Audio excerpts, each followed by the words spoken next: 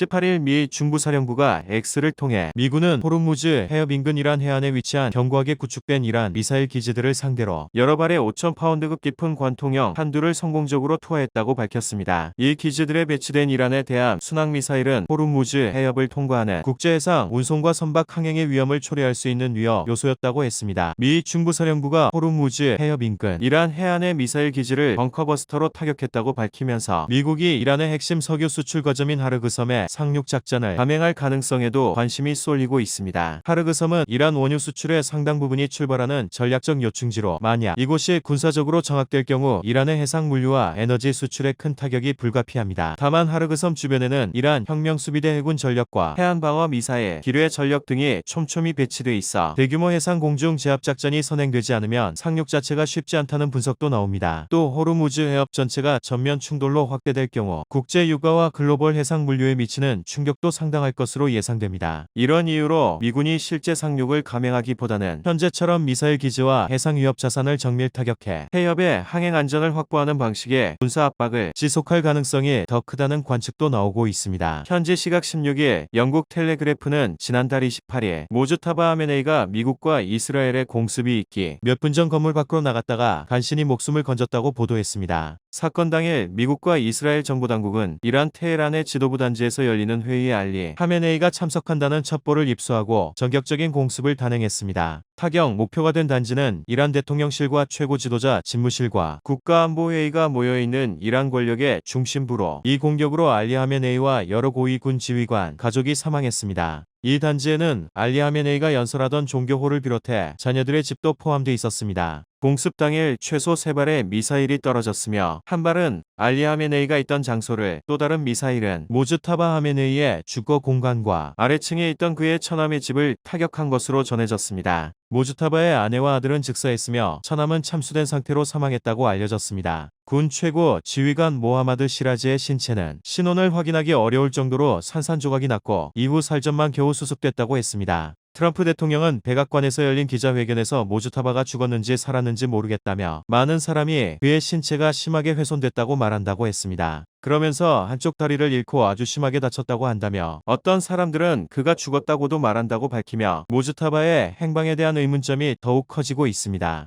현지 시각 15일 에피데프린 이스라엘군 대변인은 CNN과의 인터뷰에서 미국 동맹국들과 협력해 유재교 명절이 있는 4월 초까지 최소한의 작전 계획을 준비해 뒀다며 그 이후 3주간 이어질 구체적인 추가 계획도 마련되어 있다고 밝혔습니다. 타임스 오브 이스라엘에 따르면 이스라엘은 지난달 28일 개전 초기 하메네이를 비롯해 40명 이상의 고위 관리를 겨냥한 참수작전을 감행했습니다. 이후 탄도미사일 발사대와 방공망을 집중 타격해 500기 정도로 추산되는 탄도미사일 발사대 가운데 약 70%를 파괴하거나 무력화한 것으로 알려졌습니다. 이스라엘은 현재 이란의 군수 산업 전반을 파괴하는 데 주력하고 있으며 1,700곳 이상을 공격한 것으로 전해졌습니다. 무기 생산의 전 과정에 관여하는 모든 시설이 타격 목표인데 이란의 탄도미사일 역량뿐만 아니라 핵 프로그램과 전반적인 국방 산업 전체를 약화시키려는 것으로 보입니다. 이스라엘군은 이번 전쟁 중 이란군 4천에서 5천 명이 사망하고 수만 명이 다친 것으로 추산했습니다. 특히 미사일 부대를 중심으로 군 내부의 사기 저하와 복무 거부 현상이 나타나고 있는 것으로 알려졌습니다. 이런 가운데 트럼프 대통령은 개전 후 7,000개 이상의 이란 목표물을 명중시키고 탄도 미사일 발사 횟수 90% 감소하고 드론 공격은 95% 감소했으며 이란 해군 함정 100척 이상을 침몰 또는 파괴했다고 밝힌 상황입니다.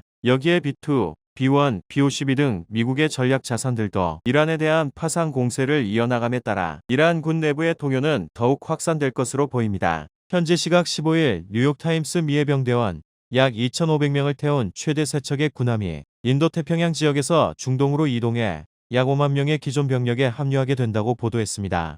이 병력은 공중공격, 해상상륙작전, 특수작전을 수행할 수 있는 전력으로 알려져 호르무즈 해협 연안에 투입될 가능성도 점쳐지고 있습니다. 미 해병대 증원은 단순한 병력 이동을 넘어 중동 작전의 성격이 한 단계 확대될 가능성을 시사하고 있습니다. 약 2,500명의 해병대 전력은 통상 상륙강습단 형태로 운영되며 분쟁 지역 인근 해역에서 신속 대응 임무를 수행하는 것이 특징입니다. 이에 따라 호르무즈 해협과 오만만 일대에서 해상 교통로를 보호하고 필요할 경우 특수부대 투입이나 제한적 상륙작전을 수행하는 전력으로 활용될 가능성이 큽니다. 특히 이 전력이 이란의 연안 미사일 기지나 드론 기지, 혹은 혁명수비대 해군 거점을 타격하기 위한 작전에 투입될 가능성도 있습니다. 또 미군이나 동맹국 선박이 공격을 받을 경우 해안 지역을 신속히 장악해 해협 통제를 확보하는 임무도 예상됩니다. 향후 전황은 미국이 공습 중심의 제한적 군사 압박이 이어질 수 있다는 전망이 나오는 가운데 미군 기지나 상선 공격을 확대할 경우 미 해병대가 실제 해안 거점 확보 작전에 나서며 국지적인 지상 교전으로 확전될 수 있다는 우려가 나옵니다.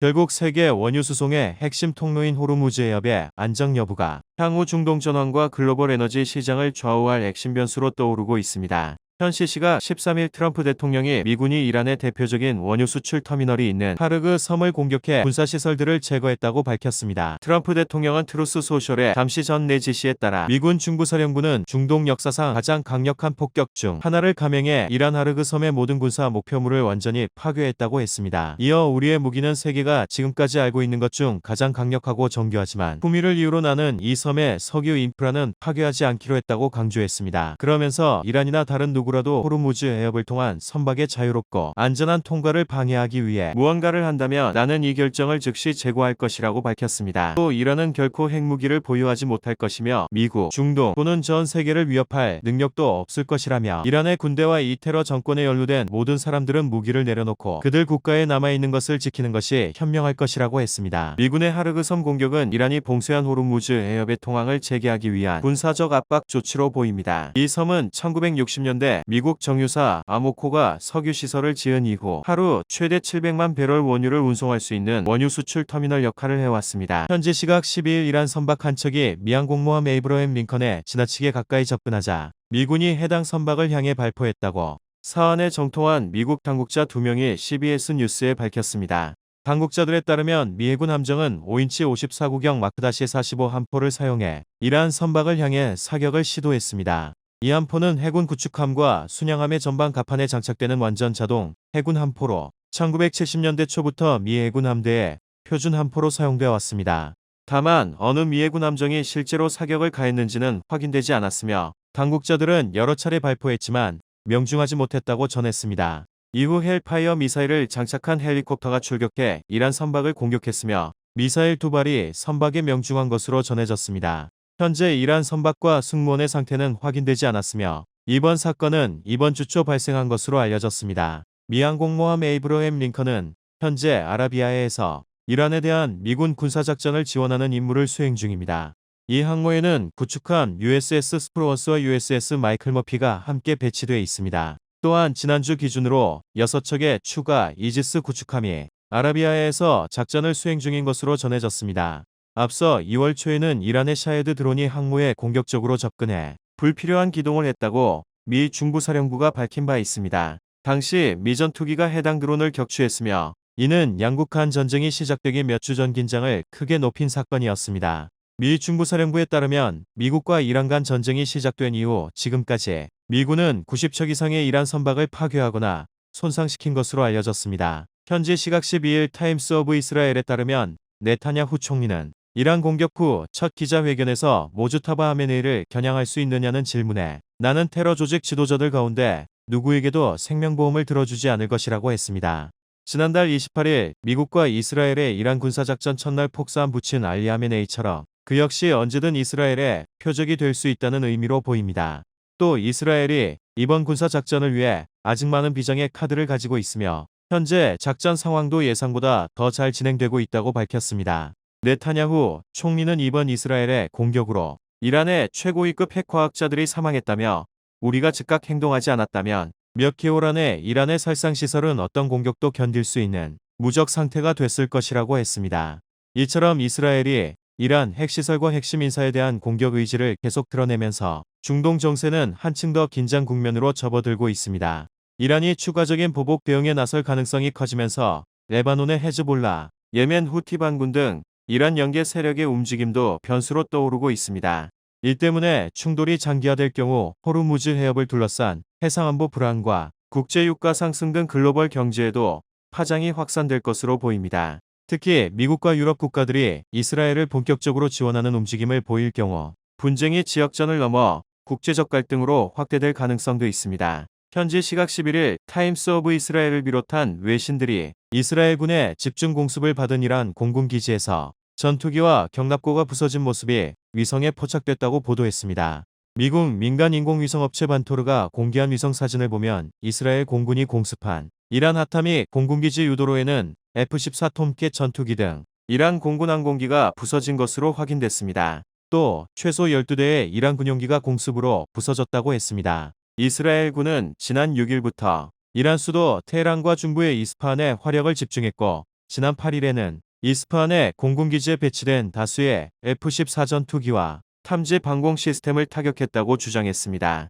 이란은 1979년 이슬람 혁명 이전에 미국에서 F-14 톰캣 전투기를 들여와 최근까지 운용하고 있습니다. 드론과 미사일 능력은 높은 수준이지만 서방의 제재로 군용기 도입과 유지, 보수는 어려워 공군력은 취약한 편입니다. 이번 공습으로 이스라엘이 이란 공군기지의 전투기와 경납고, 방공체계까지 타격한 것은 단순한 시설 파괴를 넘어 이란 공군의 작전 능력을 약화하는 효과를 가져올 가능성이 큽니다. 특히 이란의 전투기와 기지, 인프라가 동시에 손상될 경우 테헤란과 주요 군사 거점의 방공망이 흔들릴 수 있습니다. 다만 이란은 미사일과 드론 전력을 중심으로 대응할 가능성이 높아 공군력 약화가 곧 전쟁 판세를 결정짓기보다는 장기적으로 이스라엘의 공중 우위 확보에 유리한 환경을 만드는 변수로 작용할 것으로 보입니다. 현지 시각 10일 트럼프 대통령이 트루스 소셜에 지난 몇 시간 동안 우리는 비활성 상태에 길에 부설용 선박 열척을 타격해 완전히 파괴했다고 했습니다. 이어 추가 타격이 이어질 것을 기쁘게 전한다고 강조했습니다. 또 어떤 이유로든 기뢰가 설치됐고 즉시 제거되지 않는다면 이란의 전례 없는 수준의 군사적 결과가 가해질 것이라고 경고하기도 했습니다. CNN은 미국 정보당국의 사정에 밝은 소식통들을 인용해 이란이 호르무즈 해협에 기뢰를 설치하기 시작했다고 보도했습니다. 이 소식통은 기뢰들은 최근 며칠 새 설치되고 있으며 현재까지는 수십 개 정도로 아직 대규모는 아니지만 마음만 먹으면 수백 개까지 설치할 수 있다고 전했습니다. CBS 방송도 익명의 미국 당국자들을 인용해 이란이 호르무즈 해협의 기뢰를 부설하려는 움직임이 미정보 자산에 포착됐다고 보도했습니다. 현재 이란의 기뢰 보유량은 2,000에서 6,000개로 추정되며 대부분 자체 생산했거나 중국과 러시아에서 들여온 것이라고 했습니다. 미 해군이 기뢰 부설 선박을 선제 타격해 사실상 이란 해군 전력을 무력화한 것은 호르무즈 해협 봉쇄 시도를 절대 용인하지 않겠다는 강력한 경고로 해석됩니다. 미국은 핵심 해상로의 안전을 위협하는 행위에는 즉각 군사력으로 대응하겠다는 의지를 분명히 하며 이란의 추가 도발을 억제하려는 전략적 메시지를 보낸 것으로 보입니다. 현지 시각 9일 CNN은 군사정에 정통한 전현직 관료 7명을 인용해 이란에 남아있는 고농축 우라늄 비축분을 회수하는 문제는 현재 깊은 지하 저장시설에 보관된 것으로 추정되며 이를 확보하려면 소규모 특수작전 병력 수준을 넘어 상당한 규모의 미군 지상군 투입이 필요할 것이라고 보도했습니다. 지난해 6월 이란의 핵시설 3곳을 타격한 미국의 공습작전은 핵무기 제조에 필요한 고농축 우라늄 비축량 전체를 파괴하지 못했다며 이 가운데 상당량이 이란 이스파한 핵시설에 남아 있는 것으로 보인다고 3명의 소식통이 전했습니다. 트럼프 대통령은 이란의 핵 능력을 완전히 제거하는 것을 이번 전쟁의 목표 중 하나로 공언해 왔습니다. 만약 트럼프 행정부가 우라늄 회수 작전을 실제로 진행한다면 이는 이번 군사작전에서 미국 지상군이 대규모로 처음 투입되는 사례가 될 수 있으며 고도의 복잡성을 가진 임무 속에서 대량의 병력이 위험에 노출될 가능성이 있습니다. 특히 수톤에 달하는 고방사성 물질을 이동시키거나 무력화해야 하는 작전이기 때문입니다. 이 때문에 트럼프 행정부 내부에서는 미군 합동특수작전사령부에 정예부대를 투입해 이스라엘 특수부대와 협력해 터널에 직접 침투하여 고농축 우라늄을 확보하거나 파괴하는 방안이 논의되고 있다고 소식통들은 전했습니다. 델타포스와 네이비실 팀은 대량살 상무기 대응 훈련을 받습니다. 또한 미 특수작전사령부는 거의 10년 동안 국방부의 WMD 대응 임무를 주도해온 바 있습니다. 이런 가운데 CNN은 최소 6대의 MC-130J 항공기가 영국 RAF 밀드놀 공군기지에서 운용 중이라고 보도하며 미국이 실제 군사작전에 나설지 주목됩니다. 트럼프 대통령이 기자회견에서 이란과의 전쟁이 매우 빨리 끝날 것이라고 발표한 가운데 현지 시각 10일 피트 헤그세스 전쟁부 장관은 군사 브리핑에서 오늘은 이란에 대한 공격이 또다시 가장 격렬한 날이 될 것이라고 고강도 공격을 예고했습니다. 이어 가장 많은 전투기와 폭격기, 가장 많은 공습이 이루어질 것이라고 경고했습니다. 또 미군의 군사작전 목표는 이란의 미사일 비축분과 발사대, 방위산업 기반, 미사일 제조 능력 파괴, 해군 파괴, 핵무기 보유의 영구적 차단에 있다고 밝혔습니다. 이란의 탄도미사일 공격은 개전 시점에 비해 90%, 자폭 드론 공격은 83% 감소했으며 50척 이상의 이란 함정이 지난 열흘 동안 제거됐다고 덧붙이기도 했습니다. 미국이 이란의 미사일 전력과 해군, 방위산업 기반까지 겨냥한 전면적 군사 압박에 나서면서 중동 정세는 단기간에 큰 변곡점을 맞을 가능성이 커지고 있습니다. 이란의 군사 능력이 크게 약화될 경우 호르무즈 해협을 둘러싼 해상 안보 환경이 변화하고 걸프 지역 국가들은 미국 중심의 안보 질서에 더욱 의존하게 될 전망입니다. 동시에 이란의 영향력이 약화되면 중동에서 활동해 온 친이란 무장 세력의 활동에도 제약이 생길 수 있습니다. 다만 전면적 충돌이 장기화될 경우 국제 유가와 글로벌 해상 물류에도 상당한 파장이 이어질 수 있다는 가능성도 나옵니다.